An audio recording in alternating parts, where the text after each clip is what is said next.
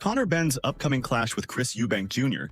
carries the weight of one of boxing's most storied family rivalries, but several of the sport's most respected voices insist that Benn's blend of ferocity, speed, power, and unrelenting pressure will culminate in a decisive destruction of Eubank Jr. His conviction is rooted in the hunger born from a stalled career and personal injustice, the mentorship of his father Nigel Benn, and the ringing endorsements of legends such as Ricky Hatton, Tony Bellew, Liam Smith, and Adam Azim. Beyond raw physicality, Benn's tactical acumen in close quarters, psychological edge aided by a grudging respect, and even a contractual tweak favoring his inside game combine to create a formula that insiders believe will overwhelm Eubank Jr. early and force a stoppage well before the final bell. Conor Benn's journey back to the ring has been fraught with adversity, including a high-profile suspension following positive tests for clomiphene that led to the collapse of his original showdown in October 2022 and sidelined him until November 2024. The experience of public scrutiny, legal battles, and personal resolve sharpened Benn's focus and solidified his belief that he must make an emphatic statement upon his return. Far from diminishing his confidence, the ordeal only stoked the fire, instilling in him a mindset of redemption that few opponents possess. In the days leading up to the fight, Benn has spoken openly of feeling reborn in the gym, channeling frustration and disappointment into a relentlessness that threatens to engulf any foe who underestimates him. It makes no difference to me what he does, what he thinks. I really could not care less. Because regardless, I'm going to come out there, a couple of hot skips and a big right hand to his temple. You can prepare for that. Sparring is the next best thing to actually fighting. The stuff that we've been doing on the pads, on the bag, and what we've been talking about technically, we'll try all them things out in sparring, and that's what sparring really is. Nigel Benn, a former world champion and one half of the original Benn versus Eubank rivalry, has unequivocally declared that his son is not merely seeking victory but intends to destroy Eubank Jr. Speaking to Vision 4 Sport in February 2025, Nigel Benn emphasized that Conor is on a mission and that "you're going to see a powerful destroyer in that ring." His assurance stems from intimate knowledge of his son's capabilities, honed through childhood immersion in elite boxing environments and rigorous sparring sessions that mirrored professional wars. Nigel's confidence transcends mere paternal pride. It shows a deep conviction that Benn's combination of aggression, technical growth, and sheer willpower constitutes a weapon that will dismantle Eubank Jr.'s defenses. Ricky Hatton, one of Britain's most beloved fighters, has similarly championed Benn's chances, pointing to his superior speed, drive, and freshness as critical advantages.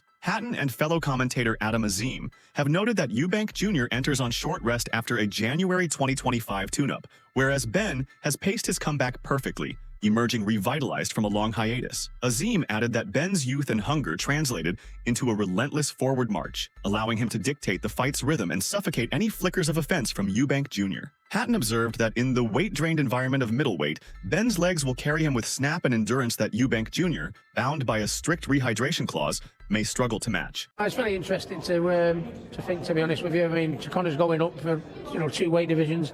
He's not fought anyone like the people that Eubank Jr. has fought, at his own weight, let alone 2 weights above. So it'll be very interesting. But Conor has a huge self-belief and drive, to be honest with you. A drive like his dad, the Benn family. I've never seen a family with more drive and determination. So I think everything's pointing at Eubank Jr. But I think I might have a sneaky few quid on Conor, to be honest with you. His drive and his confidence and his self-belief is something that I've only ever seen in a handful of people, and he's going to need that, and I think that might be enough against Eubank. Tony Bellew, a modern great whose insight into big event dynamics is unparalleled, forecast a scenario in which Benn dominates the early rounds before Eubank Jr. can leverage his size. Speaking on TalkSport, Bellew asserted that the first 6 rounds will belong to Conor Benn. He will not be able to keep Conor Benn off for 6 rounds. Bellew's analysis hinges on Benn's ability to close distance swiftly, unleash compact combinations, and maintain crushing pressure, thus nullifying Eubank Jr.'s lateral movement and technical counterpunching. While Bellew concedes that size might become a factor in the later rounds, he stresses that if Benn capitalizes fully before the midpoint, the fight will be effectively over, as Eubank Jr. will be too battered and demoralized to mount a comeback. Liam Smith, the only man ever to halt Eubank Jr. professionally, has laid out the blueprint by which Benn can replicate that feat. Smith's upset stoppage in January 2023 hinged on exploiting Eubank Jr.'s occasional lapses in defense and his tendency to drop his guard when under sustained assault. He advises Benn to employ the same inside fighting intensity that allowed him to land the fight-turning punches, warning Eubank Jr. will struggle to recover if assailed by volley after volley in close quarters. Smith praises Benn's improved technical proficiency, noting that the younger fighter has sharpened his jabbing, honed his combinations, and become adept at cutting off the ring, all of which will be vital in recreating the conditions that facilitated Smith's knockout. I think Eubank beats him on points. Eubank Ben, what do you think happens? You know what, I'm a little bit torn at the moment, but I'll stick with what I've always said. I think Eubank beats him on points,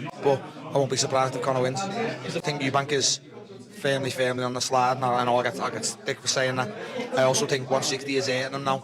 He's starting to mention it a few times, so that's why I bring Conor into it a little bit more. But like I said before, that being said, if Conor flattens Chris, I won't be surprised. I won't be like, wow, Conor's just knocked Chris out.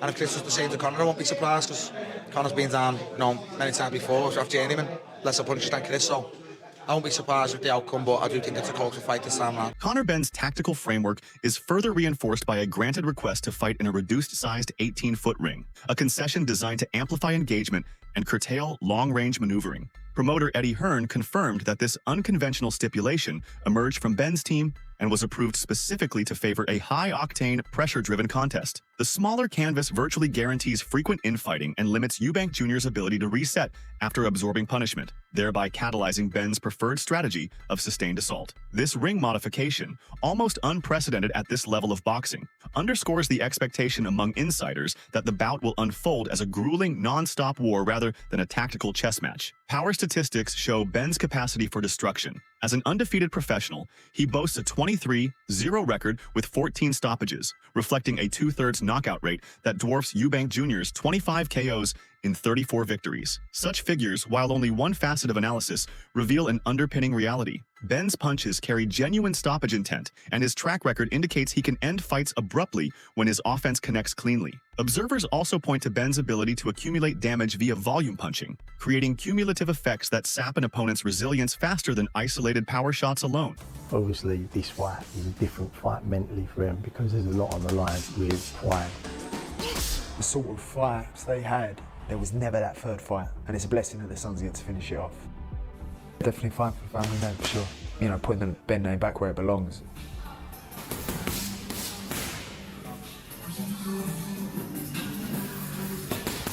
When I train, I just push myself.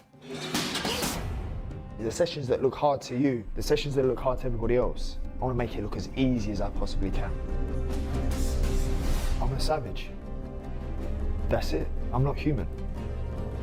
Ben enters with the heavier emotional baggage and deeper personal motivation. Having endured the shame of failed tests that he contests as false positives, he is braced to vindicate himself not only in the boxing sphere, but in the court of public opinion. During their final press conference, despite intense provocation from Eubank Jr., who taunted him about his doping history and familial demons, Ben remained outwardly calm, but vowed an aggressive performance that promised retribution in the ring. This steely composure under fire suggests a mental toughness that, when combined with his willingness to engage, will strain Eubank Jr.'s ability to impose his own game plan. Adding further momentum to Ben's case, a poll of TalkSport listeners showed that 43% predict a mid-round knockout in favor of Ben, a significant counterbalance to the 52% favoring Eubank Jr. in overall fight winner polling, and indicative of widespread sentiment that Ben's power and aggression render him a genuine stoppage threat. These aggregated impressions from informed fans echo the consensus among veterans. When Ben's onslaught is fully unleashed, it will be insurmountable.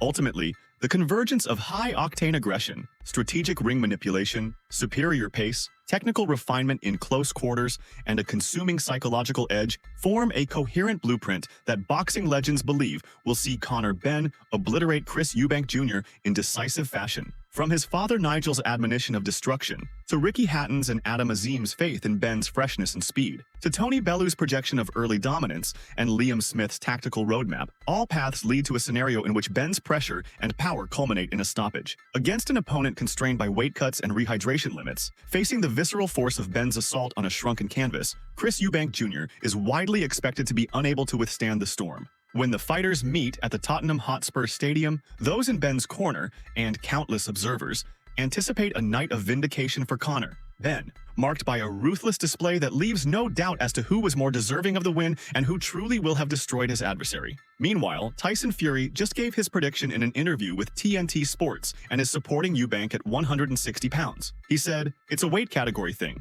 If it's 10.5 stone, it's going to be Conor Benn. If it's at middleweight, then probably Chris Eubank Jr. The contract includes a 10-pound rehydration limit, requiring Eubank to step on the scales again Saturday morning. If he tips over 170 pounds, he could face financial penalties. However, Billy Joe Saunders, a former champion, believes Benn will have enough to knock out his old rival. He shares a heated past with Chris Eubank Jr., stemming from their bitter showdown more than a decade ago, a clash Saunders edged out on points, adding fuel to a rivalry that's far from over. In an interview with Box Nation, Saunders shared his thoughts on his former opponent's upcoming fight on April 26th, expressing confidence that the younger fighter will rise to the occasion and secure a knockout victory. He said, "As of late, he's looked a little bit old, should we say. And don't forget, Eubank's not the kind of boxer to get on behind his jab, get a nice lead, use his footwork. He's been in some scraps, and he's been in some good scraps with not the best opponents, but they've still given him some good work. I just think if Conor catches him clean and can follow up on one of them good shots, sort of like a Liam Smith shot, I think Conor Benn knocks him out." Derek Chisora is sure to be among the massive crowd when Eubank Jr. and Benn finally resolve their rivalry that has been simmering for more than 2 years. There are differing views on which man will win, and Del Boy refrained from picking a winner in an interview with TalkSport. He acknowledged, though, that he thinks the person who loses will leave in an ambulance. He said, "I love both fighters, so I'm not going to say who's going to win, because I believe the loser will leave in an ambulance. I just want them to come out healthy and safe." Throughout most of his career, the Destroyer has fought as a welterweight, but now he's moving up 2 weight classes to challenge Eubank at middleweight. Many experts speculate that the significant size difference could play a crucial role in determining the outcome. Nonetheless, a 10-pound limit for rehydration the following day is in place, which should, in principle, benefit the naturally smaller man. A 2-way rematch provision is also included in the deal, so there's a good potential that fight fans will see the 2 family rivals again later this year. However, for the time being, all roads lead to Tottenham Hotspur Stadium on April 26th, where one of the most significant matches in British history will take place. Meanwhile, former world champion Joe Calzaghe will be among those watching. He famously claimed his first world title with a unanimous decision victory over Chris Eubank Sr. in October 1997. Calzaghe went on to hold the world championship for over a decade, making 21 successful title defenses along the way. In his prediction for the fight this Saturday, Calzaghe told TalkSport Boxing that he was leaning slightly in favor of Eubank Jr. Calzaghe said, "Yeah, I think it's a tough one to call. Talent-wise, I think they're on the same sort of level, but normally size wins fights. So I sort of edge with Eubank as he's the bigger guy naturally. However, Eubank is the one in danger in Saturday night's mixed weight war with Conor Benn, as per former opponent George Groves. In 2018, the 37-year-old successfully defended his WBA super middleweight title by defeating Eubank Jr. by a thrilling points margin. The Saint understands the torment Eubank Jr. is enduring, stripping his 5 feet 11 in body down to just 11 Saint 6 pound, 7 years later, at 35 years old. In contrast, Benn hasn't fought at his original welterweight limit of 10 Saint 7 pound since 2022, with his last 2 victories coming at the super welterweight limit of 11 Saint. In order to reach the 160-pound restriction, Chris Eubank Sr. informed Sunsport this week that his son would need to melt and dehydrate 20 pounds. Benn, however, can gain 6 pounds of muscle for the match at Tottenham Hotspur Stadium. Groves, now training and managing rising cruiserweight Lucas Rohrig, said, "Taking off a few pounds is hard. It'll be hard for him. You can see it's hard for him. This is at middleweight, and there is nothing wrong with that. Conor is a middleweight now. He will never touch welterweight again. Conor had 2 fights at 154 pounds and is now at middleweight." He added, "People don't tend to get hurt when they move up in weight. It's when you are cutting weight and dehydrating that you are more likely to get hurt. If you are dehydrated in camp and sparring and getting caught, you get hurt. So the danger is for Chris Eubank Jr. The sole blemish on Eubank Jr.'s record is a devastating stoppage defeat to Liam Smith in January 2023. It remains the only time the iron-chinned fighter has been halted, but he exacted revenge in stunning fashion just 7 months later. Groves cleverly highlights that just 3 months before, Eubank Jr. had pushed himself to make the 157 pounds catch weight for the original Benn fight, leaving him looking severely depleted. He said, "When Chris went down to fight at 157 pounds, after he had boxed mostly at 168 pounds, that was a step too far. That was forcing a square peg in a round hole. He couldn't beat me at 168 pounds and went down. And when he went down to middleweight and lost to Liam Smith, I thought it was the weight cut that did him." So far, the pre-fight media events have been successful.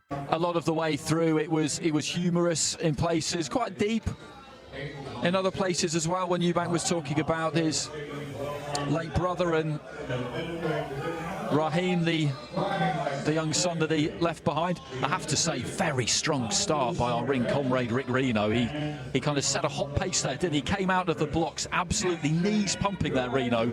He really did, and everybody else had to follow him. I was thinking, this is a haggler. This can't go past 3 rounds. But it was good, Sonny, wasn't it? You know, there was plenty in there. Because with boxing's a really serious sport. We know what can happen in there. It's too serious to be too serious all the time. And that was an enjoyable press conference. 100%. And it seems crazy to me that, look, we're talking about Reno, someone that started a boxing website has now got a job somewhere else and is coming on giving the biggest promos in the world. It blows my mind. And whoever did pay him and encourage him to say that, there's probably 10,000 people in boxing that will do a 10,000 times job.